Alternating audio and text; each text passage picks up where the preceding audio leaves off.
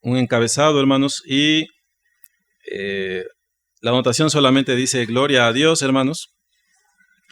Y era para que me recordara lo siguiente, para yo empezar de la siguiente manera, mis hermanos. A mí siempre me es necesario, hermanos, que las personas no piensen más de mí de lo que deben pensar. Eso es algo para mí relevante, hermanos. Y bueno, muchos conocen parte de mi testimonio, hermanos, parte de cómo el Señor me alcanzó. Entonces, mi intención de este muy breve tiempo, mis hermanos, solamente es decirles que si ustedes quitaran al Señor de mi vida, ustedes solo tendrían aquí delante de ustedes podrida llaga, como dice la palabra, hermanos. Es relevante para mí que ustedes entiendan eso, mis hermanos. Cuando el Señor me alcanzó, yo tenía muchos problemas en mi mente, hermanos. Yo tenía una malformación en mi carácter. Y si usted, mi hermano, en lo concerniente a lo sexual, si usted empezó, no sé, de este nivel, hermano, y de ahí empezó su caminar en Cristo, yo les digo que el Señor me tomó de una parte más baja, hermanos. Me tomó, me pastoreó. Yo entré a la vida en Cristo, mis hermanos, sin que esas cosas estuvieran resueltas. Y el Señor con mucha paciencia me soportó, me pastoreó, me afirmó, hermanos, me puso sobre la roca. Y después de ello, hermanos, yo empecé a comprender, a avanzar en la vida en Cristo, mis hermanos. Entonces, cuando yo me dirijo a ustedes, sé que muchas veces, o quizás todas las veces, hermanos, pareciera que pretendo echar su ánimo abajo, hermanos, o decirles no están bien, o decirles algo ignoran, hermanos. Y sí, les confieso, hermanos, muchas veces mi intención es hablarles de esa manera, si no es que todas las veces. Pero en ninguna forma, mi propósito, hermanos, es que ustedes piensen de mí que yo soy más que ustedes, mejor que ustedes, o que el Señor me tomó así como lo que ven hoy día, sea lo que sea que hay hoy día aquí, hermanos. Yo empecé, hermanos, lo digo no con una falsa humildad, lo digo con mucha certeza. Yo empecé como unos 3 o 4 escalones más abajo que usted, al menos en lo referente a ese aspecto, a la cuestión de lo que es la mente, lo que es la vida sexual, etcétera, hermanos. Era una persona corrupta en extremo, hermanos. Y se los digo para que lo entiendan bien, hermanos. Yo entré a la vida en Cristo, creyendo, sí, poniendo mi fe, mi confianza en el Señor, pero sin resolver esas cosas todavía. Yo avancé muchos años en la vida en Cristo, mis hermanos, y eso todavía era un pendiente en mí. Y el Señor no me desechó, mis hermanos. El Señor me afirmó, y por eso, mis hermanos, yo puedo estar hoy delante de ustedes. De hecho, una anécdota en la que ustedes tienen que ver, hermanos, es que ustedes me conocieron justo en el año, o yo les conocí, justo en el año, hermanos, donde el Señor me dio victoria. Cuando ustedes me conocieron, cuando me vieron llegar por allí y me senté en las partes de atrás de la banca, hermanos, yo todavía venía humeando en cuanto a esos pecados, hermanos. Todavía venía con eso pendiente. Y a los que comprenden, yo les digo, hermanos, que sí, yo estaba todavía en pecados en ese sentido, hermanos, pero siempre me lamenté por ellos. Ninguno se confunda, mis hermanos. Sí, yo estuve en la vida en Cristo, en esos pecados, mis hermanos, pero no era yo un cínico. Por así decirlo, porque ahorita ya la memoria me falla, hermanos, yo lloraba por mis pecados.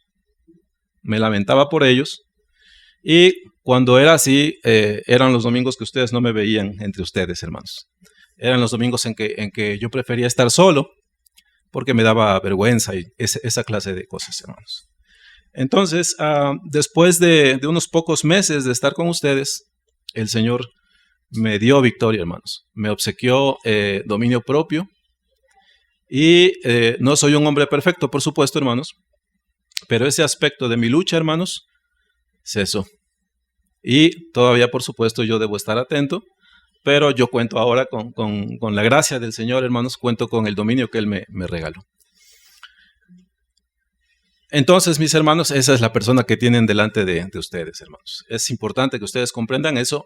Comprendan, hermanos, sí, los creyentes podemos incurrir en pecado, pero cuídate mucho, mi hermano, de ser un cínico o de ser un profesional de la fe, diciendo, bueno, hay perdón en Cristo Jesús, y yo, bueno, peco como todos pecan, porque todos los hombres somos pecadores. Mi hermano, si tú estás en Cristo Jesús, tus pecados deben dolerte, tus pecados deben avergonzarte, mi hermano. Tus pecados cortan la comunión con el Señor. Entonces, esa es la persona que les habla hoy, hermanos. ¿Entienden eso, mis hermanos? Bien, para mí es relevante que ustedes entiendan eso, hermanos. Y ahora les hago una pregunta, hermanos, ya para entrar en tema. Les hago una pregunta. Cuando el Señor Jesucristo llega a un cierto lugar, un hombre llega y le pregunta a Pedro, ¿tu maestro no paga los 2 dracmas? Le dice. Era un impuesto, no sé bien a qué se refiere ese impuesto, no sé si el ser un maestro, un enseñador, hacía que uno incurriera en un impuesto, pero el Señor le dijo, sí, manda a Pedro a que vaya, que eche el anzuelo, que saque un pez del agua, y le dice, vas a tomar ahí un estatero, va a haber en la boca de él un estatero, una especie de moneda, dice, dáselo por ti y por mí. Pero antes de mandarle, le pregunta, ¿qué te parece, Pedro? Y yo les hago esta pregunta, hermanos, a ver si ustedes saben la respuesta. Los reyes, ¿de quién cobran el impuesto o el tributo? ¿De los hijos o de los extraños? Los reyes, ¿de quién cobran los impuestos? Según en el contexto aquel. ¿De los hijos o de los extraños? Los veo dudosos, hermanos. Era de los extraños. Ahora te hago una pregunta, hermano. La obediencia y la honra de Dios como nuestro Padre, ¿de quién la demanda el Señor? ¿De los hijos o de los extraños? Qué bien, están atentos, hermanos. Así es, hermanos. Y esa es la razón, mis hermanos, por la cual yo generalmente les hablo así. Es generalmente eso lo que gobierna la manera en la que yo me conduzco con ustedes. Si usted está aquí, hermanos, si usted voluntariamente, porque hasta donde yo sé, como ya no hay pequeños, hasta donde yo sé, los que están sentados aquí, están sentados voluntariamente para escuchar la palabra del Señor. Es lo que yo entiendo, hermanos. Y si usted se expone voluntariamente a la palabra del Señor, hermano, se infiere que esto es porque teme a Dios. Se infiere que usted se asume como un hijo de Dios. Y como usted se asume como un hijo de Dios, hermano, entonces yo cobro ánimo para hablarle de la manera que lo hago. Si usted fuera un extraño, hermano, si usted fuera un hombre que no cree en el Señor, que no tiene temor de Dios, yo no le hablaría a usted que usted debe ser así, usted debe ser asá, usted debería hacer esto, usted debería dejar aquello. Yo no le hablaría de esa forma. Pero si yo me sujeto a la disciplina, por ejemplo, del ejército, hermanos, sería un absurdo que yo le dijera, oye, no me despiertes temprano. Oye, y voy a traer mi pelo así como lo tengo, no me lo voy a cortar.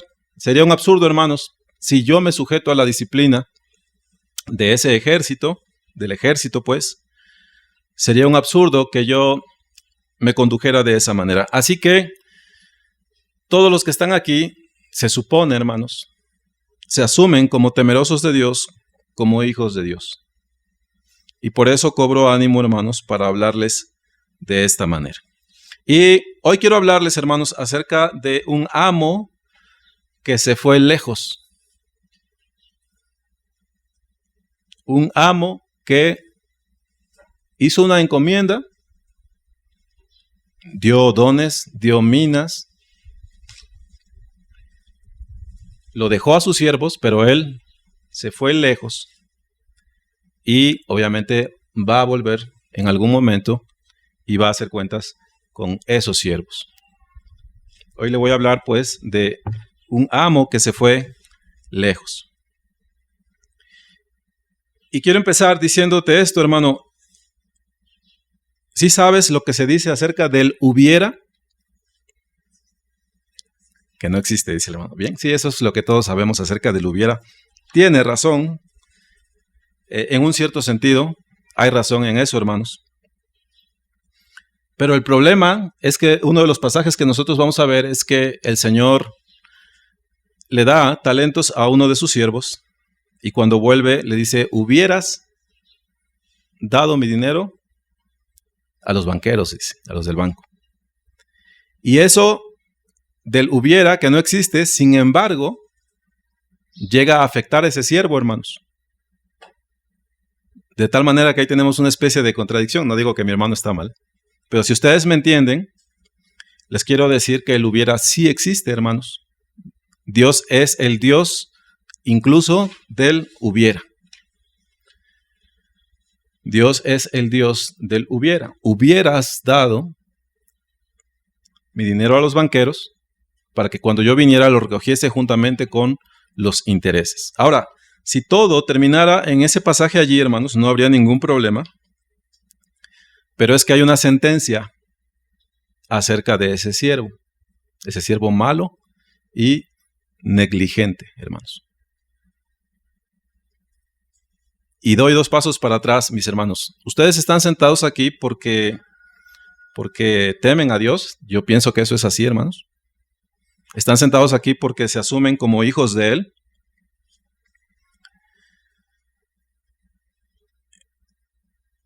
Pero en base, hermanos, a ese temor es que yo les hablo de esa manera. Ya sabe usted los usos del hubiera yo estudiado, no sé, medicina, ¿no? Y entendemos por ese hubiera, hermanos, como algo que ya no sucedió. Que me hubiera gustado, pero ya no sucedió. O algunos dirán por ahí, muchos, me hubiera yo casado más grande, ¿no? Muchos decimos así, ¿verdad, hermanos? Dice Brenda así. O no hubiera yo hecho ese negocio. Y el hubiera no existe, decimos, pero en realidad todas estas cosas tienen un efecto, hermanos, sobre nuestra vida, si lo piensan bien. Yo digo que el hubiera sí existe, hermanos. Y digo que el Señor es Dios incluso del hubiera. No se olvide, estamos hablando de un amo que se fue lejos, mis hermanos.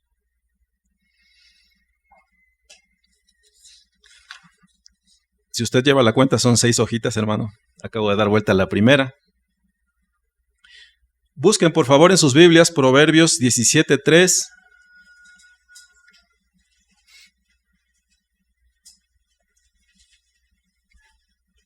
Les quiero hablar brevemente acerca del Dios que nos prueba, hermanos. Proverbios 17:3.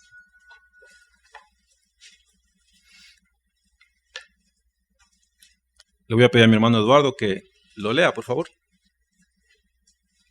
17:3. El crisol para la plata y la hornaza para el oro, pero Jehová prueba los corazones. Okay. El crisol para la plata y la hornaza para el oro, pero Jehová prueba los corazones. ¿De quién prueba el corazón, hermanos? ¿De quién piensan ustedes que prueba el corazón? ¿De los incrédulos o de los creyentes?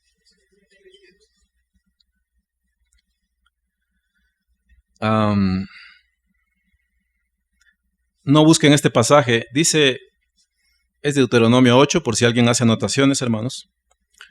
Cuidaréis de poner por obra todo mandamiento que yo os ordeno hoy, para que viváis y seáis multiplicados, y entréis y poseáis la tierra que Jehová prometió con juramento a vuestros padres, y te acordarás de todo el camino por donde te ha traído Jehová tu Dios estos 40 años en el desierto. ¿Para qué, dice, hermanos? Para afligirte, para probarte, para saber lo que había en tu corazón, si habías de guardar o no sus mandamientos. Y te afligió, y te hizo tener hambre, y te sustentó con maná, comida que no conocías tú ni tus padres la habían conocido, para hacerte saber que no solo de pan vivirá el hombre, mas de todo lo que sale de la boca de Jehová vivirá el hombre. Tu vestido nunca se envejeció sobre ti, ni el pie se te ha hinchado en estos 40 años. Reconoce a sí mismo en tu corazón que como castiga el hombre a su hijo, así Jehová tu Dios te castiga. Así que el Señor introdujo al pueblo para afligirlo, para probarlo, para saber lo que había en su corazón, si había de guardar o no sus mandamientos. Y le afligió e incluso dice, le hizo tener hambre, pero lo sustentó.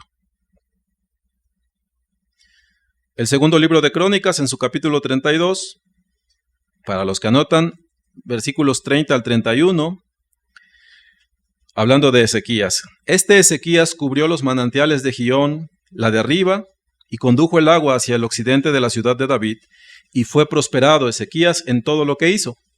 Mas en lo referente a los mensajeros de los príncipes de Babilonia, que enviaron a él para saber el prodigio que había acontecido en el país, Dios lo dejó para probarle, para hacer conocer todo lo que estaba en su corazón. ¿Se acuerdan de ese pasaje, hermanos?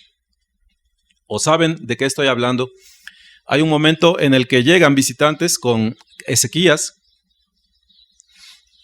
y él alegremente les introduce a sus cámaras, donde están sus tesoros, les muestra todas las maravillas y ellos observan y el Señor le manda profeta a este hombre, a Ezequías, hermanos. Por cuanto ellos vieron todas las cosas que Ezequías o que el rey no tenía, pues las llegaron a ambicionar y poco después el ejército de ellos estaba a las puertas de Jerusalén, mis hermanos. Dios le dejó, me parece a mí, hermanos, que lo que había en Ezequías allí era una especie de gusto por complacer a los hombres. Había también orgullo en lo que él tenía, hermanos. Y él pecó de esa manera, se abrió imprudentemente a quien no debía hacerlo, y eso tuvo consecuencias. El crisol para la plata y la hornaza para el oro, pero Jehová prueba los corazones. Ahora, ¿cómo prueba el Señor a su iglesia, hermanos?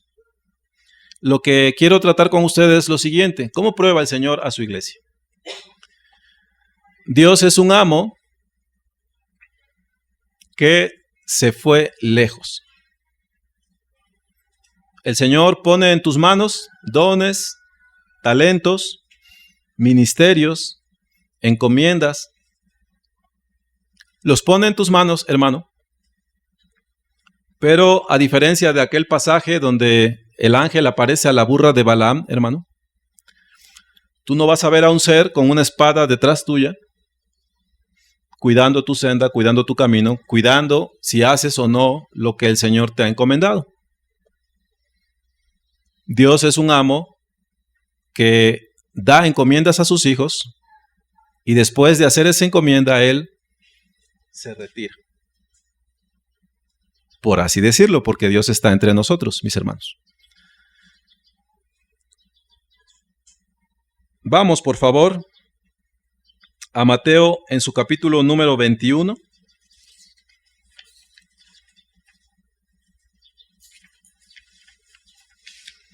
Mateo 21, en su versículo número 11.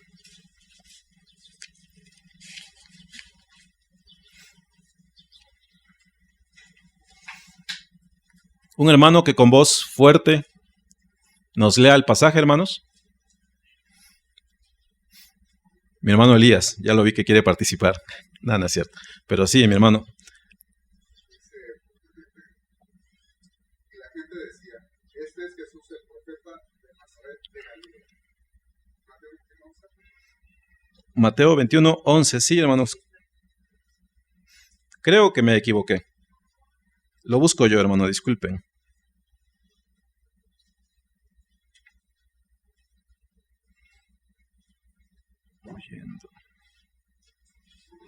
Perdón, mis hermanos. Lo voy a leer de aquí a ellos.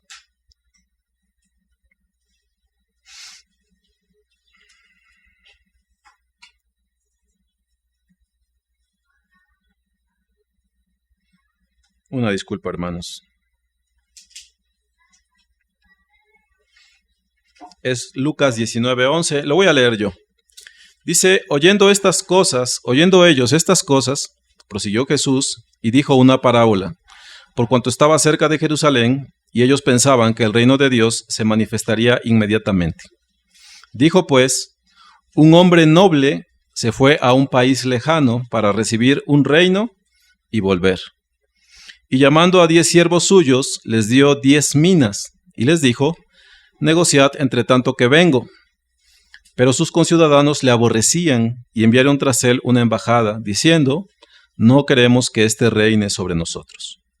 Aconteció que vuelto él, después de recibir el reino, mandó llamar ante él a aquellos siervos a los cuales había dado el dinero, para saber lo que había negociado cada uno. Vino el primero diciendo, Señor, tu mina ha ganado 10 minas. Él le dijo, está bien, buen siervo, por cuanto en lo poco has sido fiel, tendrás autoridad sobre 10 ciudades. Hago una pausa aquí, mis hermanos. Este pasaje, en realidad el Señor lo dirige a los sacerdotes y a los fariseos. Ellos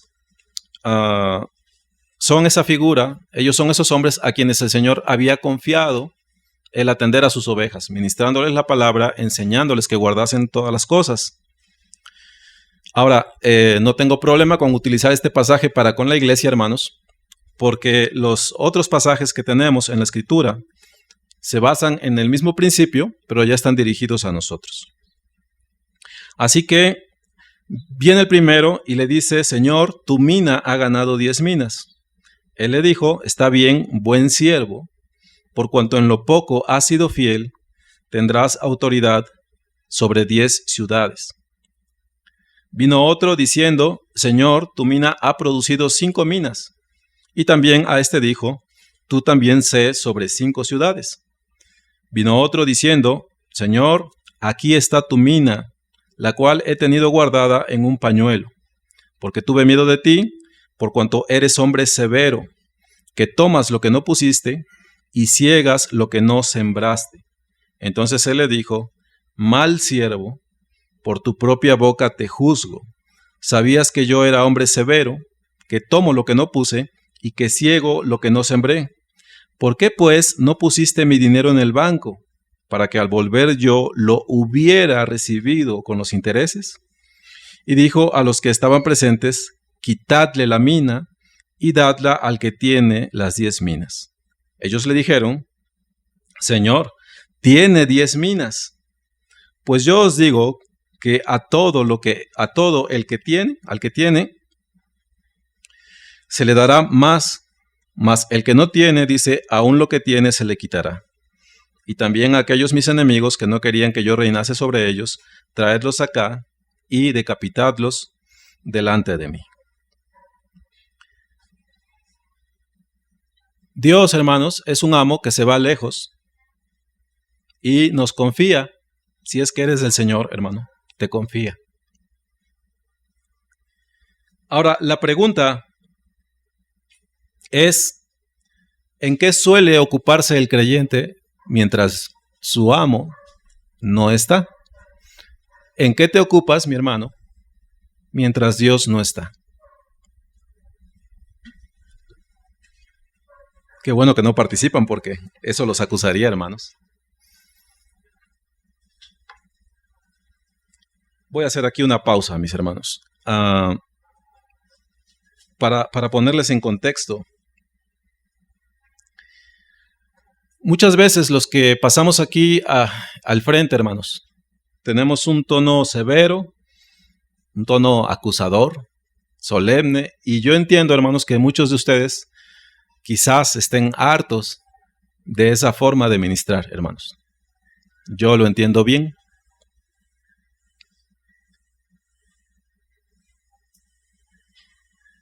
Al menos en mi caso, hermanos, la causa de hablarles de esta manera tiene que ver con esto precisamente.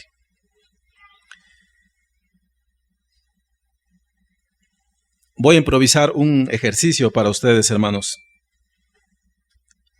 Aquí abajo a mis pies hay una planta que ustedes no han visto, hermanos.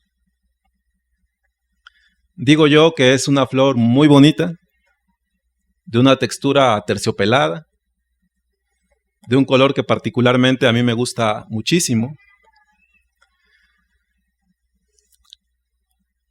Y ahora, mi hermano, si yo te pido que alabes la hermosura de esa flor, ¿tú qué me dirías?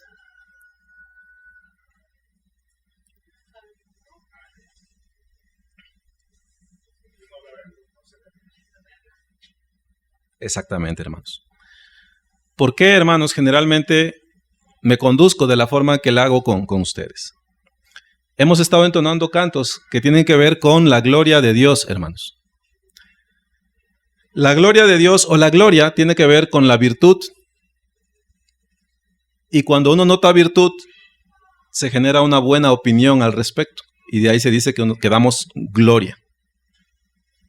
¿Me explico, hermanos? La palabra gloria en realidad tiene que ver con virtud. Hay virtud en alguien. Y cuando yo presencio la virtud de esa persona, luego pues le alabo o le doy gloria. Es la buena opinión que viene de la virtud que he notado en la persona. A eso se refiere la palabra gloria. Ahora, mis hermanos, la flor no existe, por cierto, hermanos, me la estoy inventando. Ustedes no pueden alabar la hermosura de esa flor, hermanos, porque no la han visto. Bueno, se los digo con temor, mis hermanos, con mucho temor, hermanos. El problema que yo veo en ustedes, hermanos, muchas veces, es que perciben la gloria de Dios. Yo por supuesto tengo un límite, por supuesto, hermanos, pero ustedes perciben la gloria de Dios, solo perciben la gloria de Dios que han visto y solo alaban la gloria de Dios que han visto. No pueden, hermanos, alabar, no pueden glorificar a Dios en lo que no le conocen. No pueden, hermanos. Tú puedes leer que en tu presencia hay plenitud de gozo. Y es cierto, hermanos. Y podemos decir amén. Pero es necesario que tú acudas a la presencia de Dios para que entonces puedas decir, en tu presencia hay plenitud de gozo.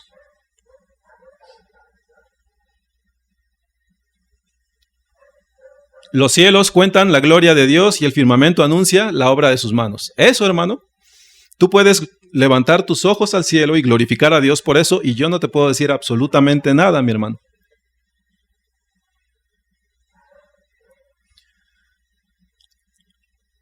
Y a partir de aquí contéstate tú, mi hermano, porque yo no estoy en la intimidad contigo.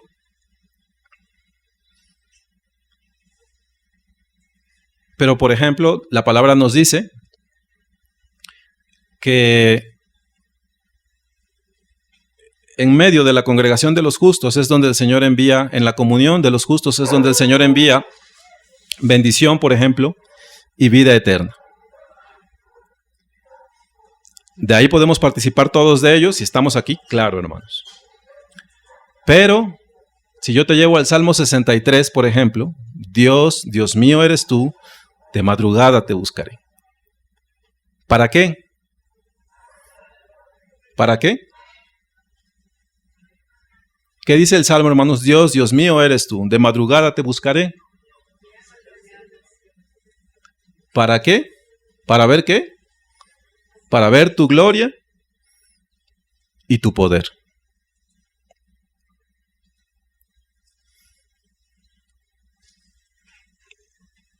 De tal manera, hermano, que tú tienes que responder en tu propio corazón para ti mismo, si puedes glorificar a Dios en eso también. Tú puedes glorificar al Señor porque se ve, hermanos, su mano en la creación.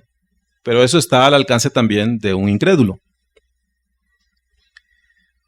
Tú puedes glorificar al Señor por su gracia general, hermanos, porque Dios da al hombre sustento, porque valemos más que muchos pajarillos y siempre nuestra mesa está llena, hermanos. Y es lícito que tú des gloria al Señor por el alimento que está en tu mesa, porque tienes tu vestido y porque tienes un techo sobre ti.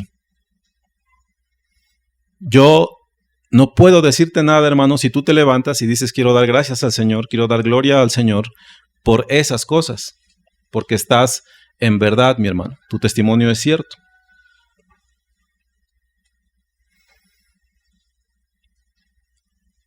Pero ¿cómo has de glorificar al Señor más allá, hermano? Si tú mismo no has palpado esas cosas. Entonces, cuando, al menos en mi persona, hermanos, cuando yo me paro aquí delante de ustedes y quiero darles a entender que nos falta más, hermanos, que como congregación somos deudores, lo que yo trato de decirles, mis hermanos, es que necesitamos entrar a la comunión con nuestro Señor para contemplar su gloria, para conocerle más, para que estando en su presencia y contemplando su majestad, entonces, hermanos, podamos glorificarle de una manera diferente. No solo en aquello que está al alcance de la mayoría de los hombres, hermanos, sino en el conocimiento verdadero del Señor.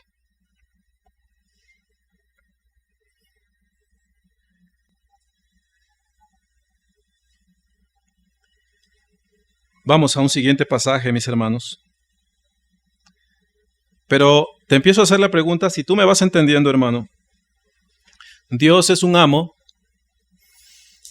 que se ha ido lejos. Entonces, puedo decirle a mi hermana Oli, Dios se ha ido lejos, te ha confiado algo, y puede ser, mi hermana, que tú lo pierdas de vista y que te deleites con la vida que el Señor nos ha puesto a la mano, que te deleites con ver cómo crecen los hijos, que te deleites en tu hogar, que te deleites en la mesa abundante que el Señor sirve, y puede ser que tu pensamiento se quede allí. Dios, es un amo que se fue lejos, y puede ser que tú te entretengas, mi hermano Eduardo, en tus logros profesionales, por ejemplo. O mis hermanos que están estudiando en tus logros académicos, y eso a ti te captura y dices, en esto consiste ciertamente la vida. O mi hermana Elide, por ejemplo, es, hasta donde yo la conozco, una gran licenciada. Y eso me llena, me agrada, me satisface. Oye, ¿y tu amo que se fue lejos? No lo sé, pero mañana tengo un litigio. O tengo unas metas que lograr. O tengo unas calificaciones que anhelo. O tengo una panadería y tengo que surtirle pan.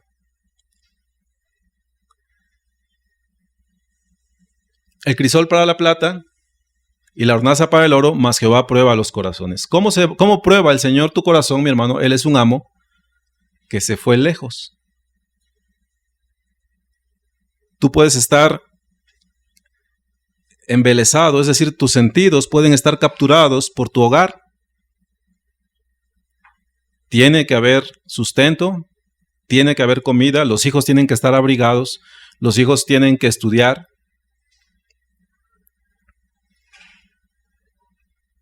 Y Dios se ha retirado, mi hermano.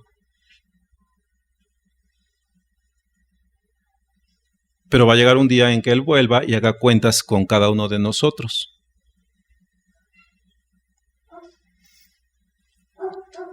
Cada uno, dice la palabra, hermanos, va a comparecer para que demos cuenta de lo que hicimos mientras estuvimos en este cuerpo, sea bueno o sea malo, porque Dios es un amo que se fue lejos. Se fue lejos, hermanos, pero va a volver un día.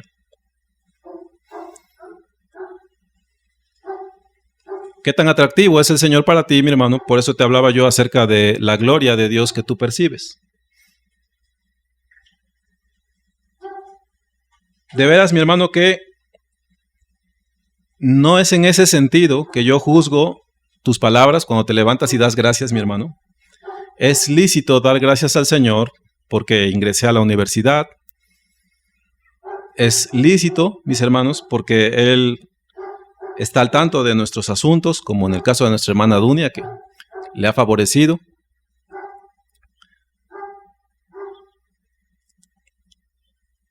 Pero el Señor es más, hermanos. Es todo eso y más. O sea, no es esto de desechar, entiéndanme bien, hermanos.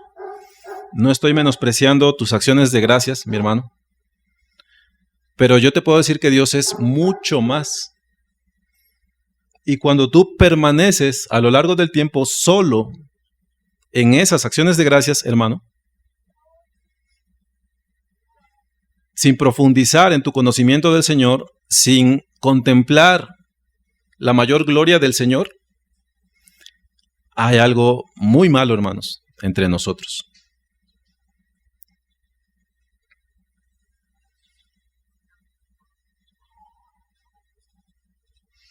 Así que yo te pregunto, mi hermano, ¿en qué estás ocupado?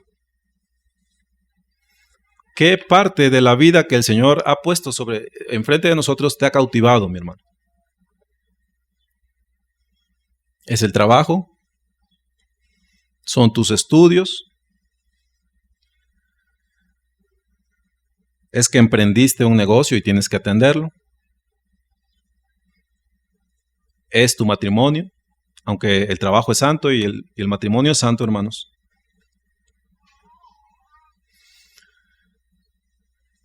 Dios es un amo que encomendó y se fue lejos.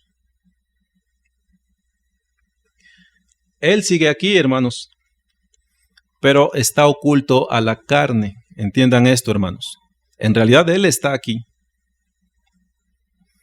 pero está oculto a la carne. De tal manera que si tú estás en la carne, no le percibes, hermano. Mas si estás en el Espíritu, entonces le percibes.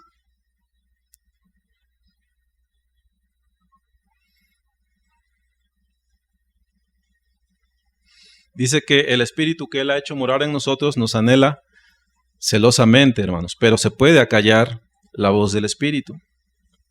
Tenemos también la palabra profética más segura, a la cual hacemos bien en estar atentos como una antorcha que alumbra en lugar oscuro, hasta que el día esclarezca y el lucero de la mañana salga en nuestros corazones. El problema con esta expresión, hermanos, bueno, la expresión no tiene problema, el problema es de nosotros, es que hay que estar atentos a esa palabra. Tenemos a la iglesia, hermanos, con sus pastores y maestros, pero es necesaria la obediencia si la palabra que se está hablando es del Señor.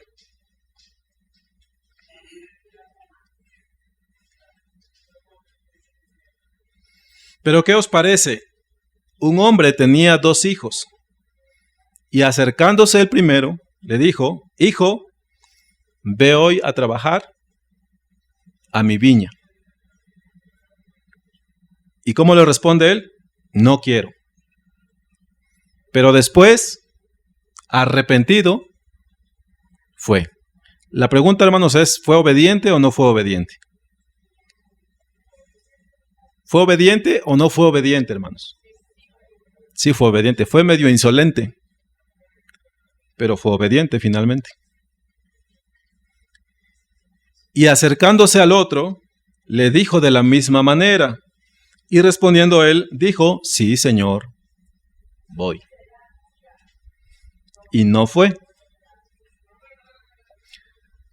Este texto termina haciendo la pregunta: ¿cuál de los dos hizo la voluntad de su padre? ¿El primero que dijo no voy y fue? ¿O el segundo que dijo sí, voy, pero no fue? ¿Cuál de los dos hizo la voluntad de su padre, hermanos? El primero. Porque aunque habló de esa manera, finalmente lo hizo. Todas las expresiones, hermanos, de nuestros cantos provienen evidentemente de un corazón converso y son letras, diría yo, aprobadas. Pero no consiste en eso nada más, mis hermanos. Porque con la boca podemos decir muchas cosas bonitas, pero al final no ir, no hacer la voluntad de nuestro Señor, si es posible. Te vuelvo a preguntar, mi hermano,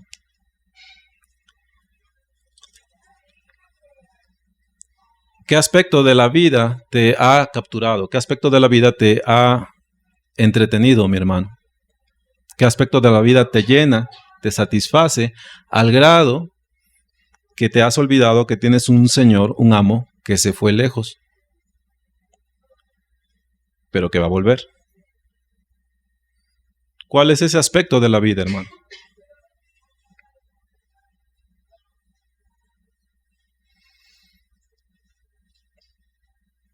No quiero caer, hermanos, en la simple mención de las asistencias a los cultos, hermanos. No quiero caer en la mención de lo que pasó la semana anterior, que tuvimos actividad de evangelismo, hermanos, y fuimos pocos en relación a los que somos, en realidad. Yo sé, hermanos, es más, yo les digo esto, yo no me conecto los martes. Estoy durmiendo literalmente, hermanos. Estoy durmiendo a esa hora. Yo no me conecto los sábados. Tengo por excusa que estoy trabajando, hermanos. Se me van los nombres de esas dos personas. Cuando Moisés tiene una carga muy grande sobre sí, se nombran a 70 sobre los cuales iba a tomar el espíritu que el Señor había puesto sobre Moisés. Lo iba a poner sobre aquellos 70, pero hay dos hombres que no llegan a la asamblea. Y viene el Espíritu del Señor sobre los 68 que están presentes en la asamblea, pero también cae el Espíritu sobre aquellos dos que se habían quedado entre el pueblo. Y aquellos empiezan a profetizar, y entonces un joven lo nota y viene corriendo y avisa, y ahí están Josué y Moisés, y Josué, lleno de celo, le dice: Señor mío, impídeselos.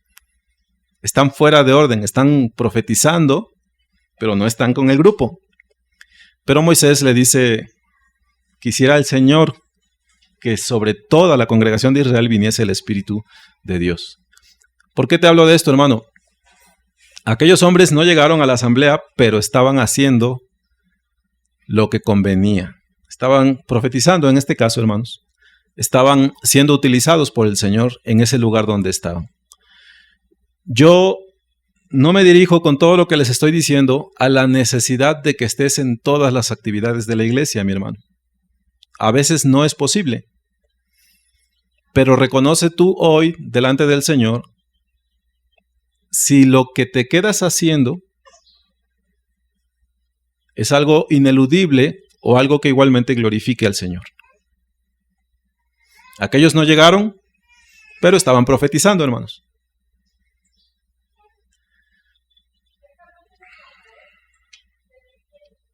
El crisol para la plata, la hornaza para el oro, mas Jehová prueba los corazones. ¿Cómo prueba el Señor tu corazón? Él es un amo que hizo una encomienda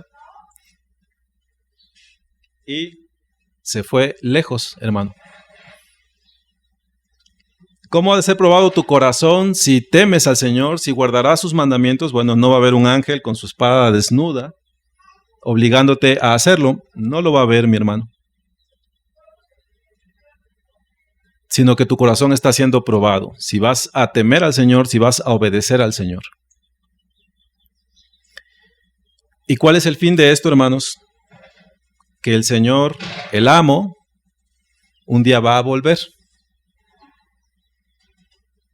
Y aquí entra el hubiera, mi hermano. Viene de la boca del Señor: hubieras dado mi dinero a los banqueros, para que al venirlo yo lo recogiera juntamente con los intereses. Pero no lo diste. Les decía hace un momento, si ahí terminara la historia,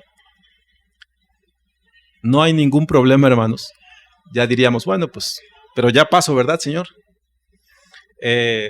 No menosprecies, hermano, ese momento. Yo no equiparo esto a la salvación, por supuesto. Pero, hermano, el que tú estés delante del Señor y Él te reprenda, yo pienso que no es una cosa menor.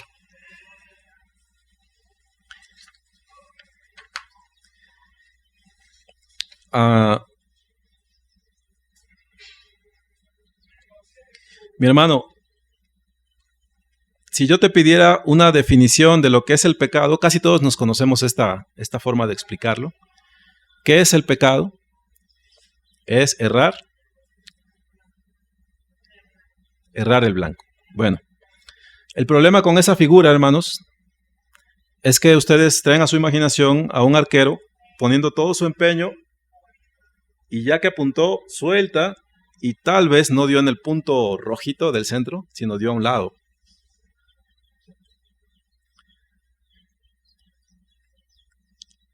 No es en realidad así, hermanos, aunque sí significa literalmente errar el blanco. El pecado, hermanos, consiste en que, voy a hacer una ilustración, digamos que el Señor me mandó, oye, dale entre los lentes a Israel. Entonces yo agarro el arco, tomo la flecha, hermanos, y le digo, ¿hay entre los lentes, verdad? Sí, ahí. Entonces yo apunto, enteso, pero entonces de mi voluntad yo hago esto. Ese es un pecado, hermanos. No es que yo puse todo mi empeño en tratar de darle a Israel entre los lentes, hermanos. El pecado consiste en esta rebelión. ¿Tú dijiste ahí, Señor? Sí. Ah, ok. Eso es pecado, hermanos. Eso es pecado. Se te predica palabra, hermano, acerca de lo que es la vida cristiana, pero el pecado es desobediencia, mi hermano, y la desobediencia, según el diccionario, es la condición de ser impersuadible. Yo puedo acercarme a mi hermano Eduardo y le hablo al oído y le digo, oye, hermano, ¿a que no vas y golpeas a Elías?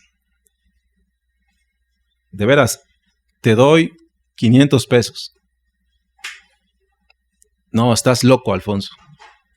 Te doy 1500. Que sean 1700. No, hermano. Yo no lo puedo persuadir, pues.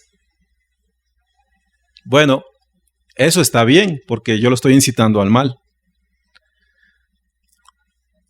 Pero cuando tú no eres persuadible para hacer el bien, hermano, entonces es pecado. Y a eso la palabra le llama, simple y llanamente le llama desobediencia.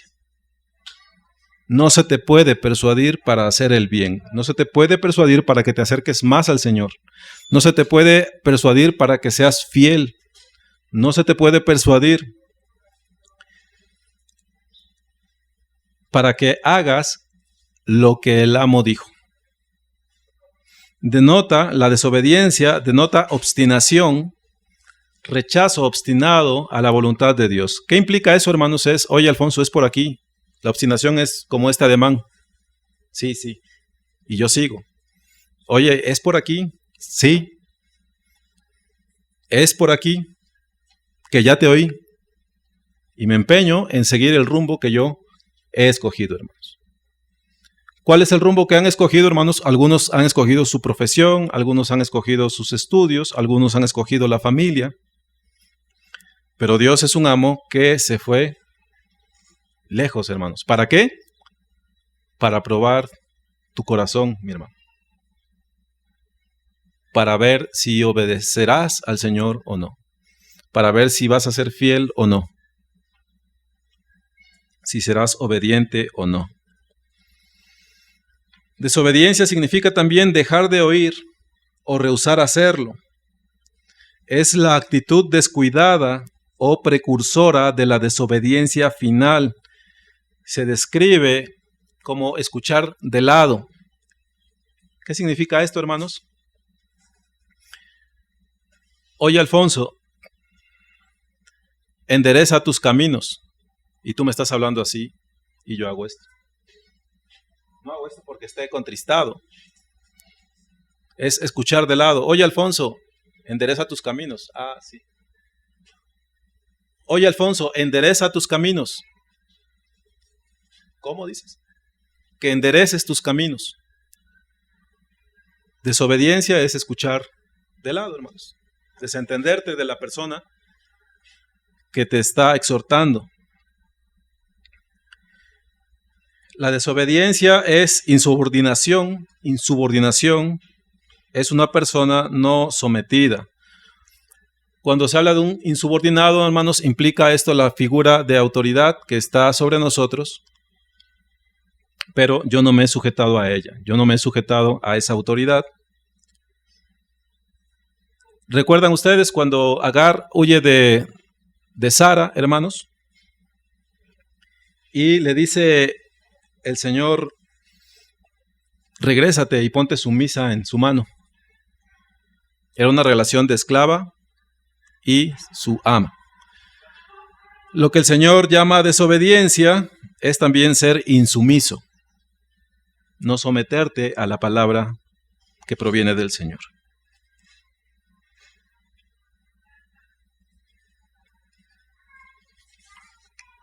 Ya perdí la cuenta de las hojitas, hermanos. Ya casi acabamos.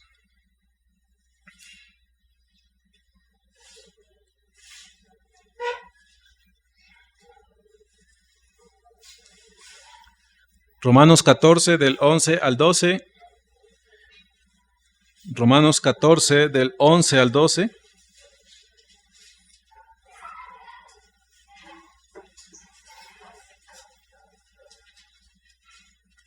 Vivo yo, dice el Señor, que ante mí se doblará toda rodilla y toda lengua confesará a Dios. De manera que cada uno de nosotros dará a Dios cuenta de sí. De manera que cada uno de nosotros dará a Dios cuenta de sí. Segunda a los Corintios 5, del 6 al 10. Segunda carta a los Corintios, capítulo 5, versículos 6 al 10. Así que vivimos confiados siempre, y sabiendo que entre tanto que estamos en el cuerpo, estamos ausentes del Señor, porque por fe andamos, no por vista. Pero confiamos y más quisiéramos estar ausentes del cuerpo y presentes al Señor.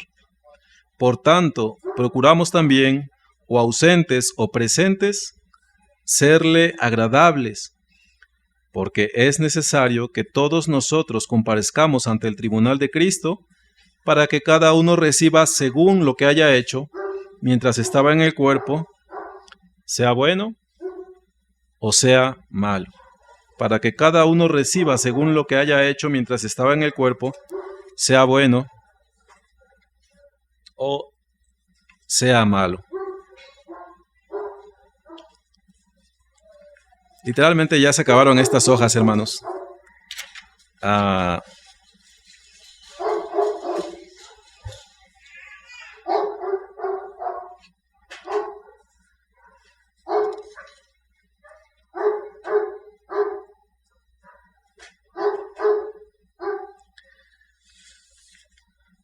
No les voy a decir el texto, hermanos, simplemente escuchen.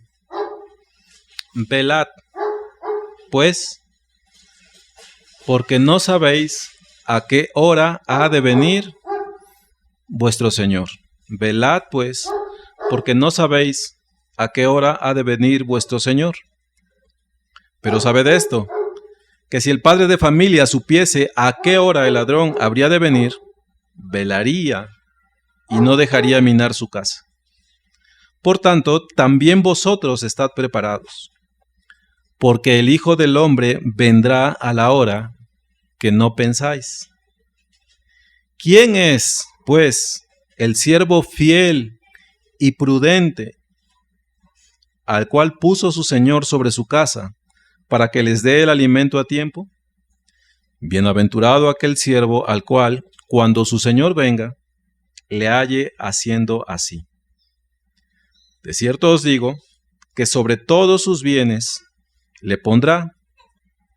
Pero si aquel siervo malo dijere en su corazón, mi Señor tarda en venir, y comenzare a golpear a sus consiervos, y aun a comer y a beber con los borrachos, vendrá el Señor de aquel siervo en día que éste no espera, y a la hora que no sabe, y lo castigará duramente, y pondrá su parte con los hipócritas. Allí será el lloro y el crujir de dientes. Me tengo que confesar con ustedes, hermanos, que la interpretación de este pasaje solo puede significar, pienso yo, y me quedo en ese solo puede pensar, hasta ahí da mi cabeza. Solo puedo pensar en que se trata de una persona que no es del Señor, porque dice aquí, pondrá su parte con los hipócritas, allí será el lloro y el crujir de dientes. Les confieso, no les sé explicar. Si yo quisiera limar esto con un creyente, yo no lo sé limar, hermanos. No me da mi cabeza para decirles significa esto, consuélate, porque no significa condenación, significa esto. No lo puedo explicar, hermanos.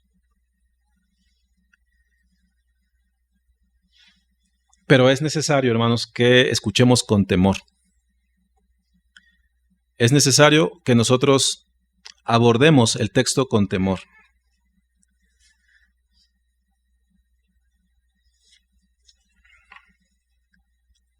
Yo les pregunto, ¿a qué hora vendrá el Señor, hermanos? No lo sabemos. Yo te pregunto, mi hermano,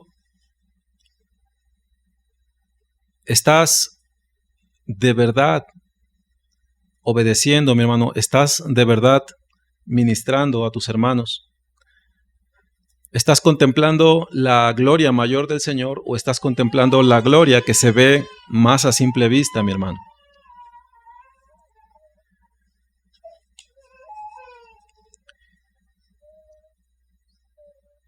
Este es mi consejo final, hermanos, para la congregación. Tenemos muchos síntomas, hermanos, acerca de cómo es que contemplamos al Señor. Esos síntomas, hermanos, terminan manifestándose en que es literalmente un volado, hermanos, saber si tú vas a estar o no entre nosotros. En tu inconstancia, pues, en los servicios. Tenemos el síntoma, hermanos, de cómo manifestamos nuestro conocimiento del Señor, profundo o superficial.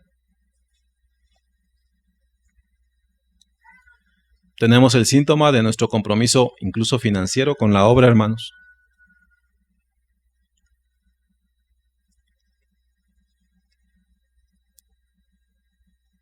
Y sobre todo, hermanos, tenemos el síntoma de que a pesar de todo eso estamos tranquilos en nuestra mente y en nuestro corazón. A pesar de todo eso, estamos tranquilos en nuestra mente, en nuestro corazón.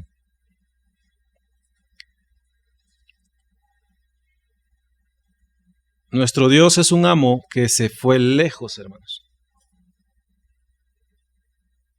Y aunque tú no lo sabías quizás, tu corazón está siendo probado.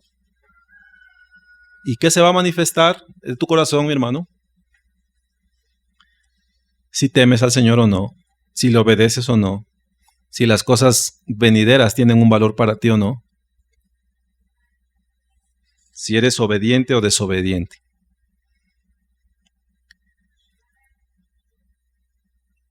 ¿Cuál es la solución, mis hermanos? ¿En dónde se encuentra Dios escondido para que tú le contemples, hermano? ¿A dónde puedes acudir para contemplar la gloria de Dios?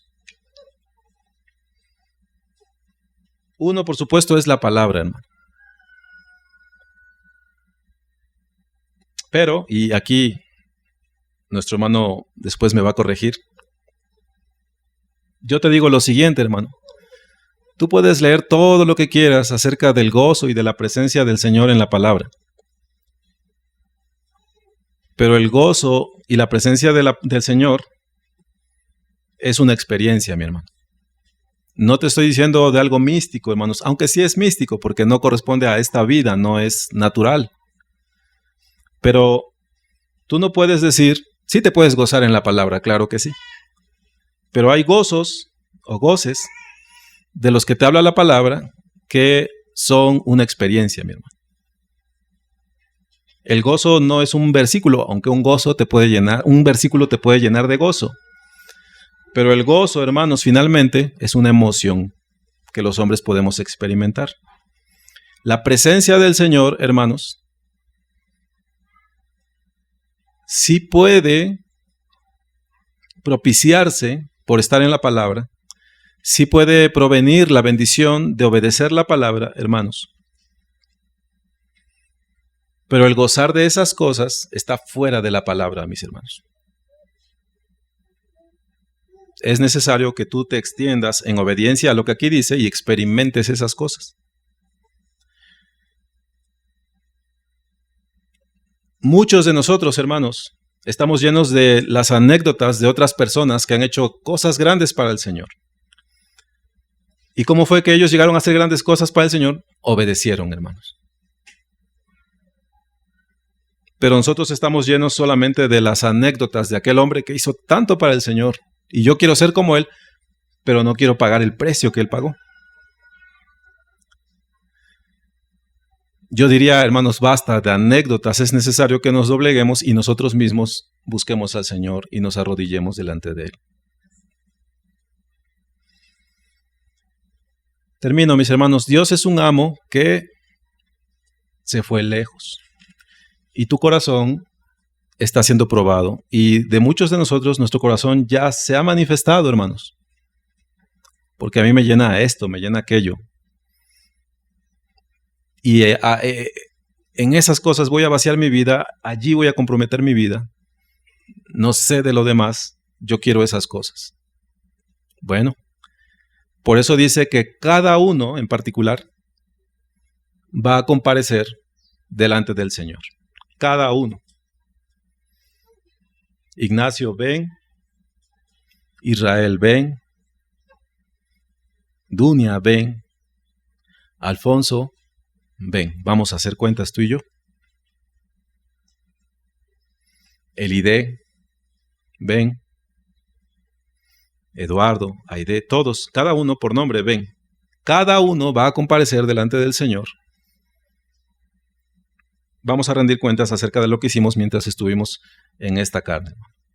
Entonces, la palabra del Señor es buena y oportuna, hermanos. ¿A qué te manda Él? ¿A qué te manda, hermano? Sé un siervo fiel y prudente, mi hermano. No mañana, no algún día. Yo te invito a que vayas delante del Señor, hermano. Tú confiésate delante de Él, no tienes que decirme a mí nada. Y pon en tu corazón ese día en el cual el Señor te va a llamar a cuentas. Y propon en tu corazón el ser fiel delante de Él. Ser un siervo fiel y prudente, porque tu corazón está siendo probado, aunque tú no quieras, hermano. Ya está siendo probado. Y ya buena parte de lo que tú eres se ha manifestado en esta vida. Los años que ya desperdiciamos, hermanos, ya se han ido a la tierra y como el agua los ha absorbido y se perdió, hermano. Ya no lo puedes recuperar. Pero hoy que estás escuchando esta palabra, si tú la consideras del Señor, tienes oportunidad de enderezar, mi hermano. Y caminar como Dios manda. Ser un siervo fiel, ser un siervo prudente que está velando y que espera la venida del Señor. Te animo, hermano, menosprecia esta vida, menosprecia lo que corresponde a esta vida, hermano, y extiéndete hacia lo que es del Señor. No tengo nada más que decirles, mis hermanos, que el Señor nos ayude a todos, porque yo mismo también estoy siendo probado y yo mismo seré llamado por nombre a la presencia del Señor y Él me pedirá cuentas de lo que hice mientras estuve en esta carne, hermanos, en este cuerpo. Puestos de pie, mis hermanos, quisiera orar y dejar el tiempo a mi hermano.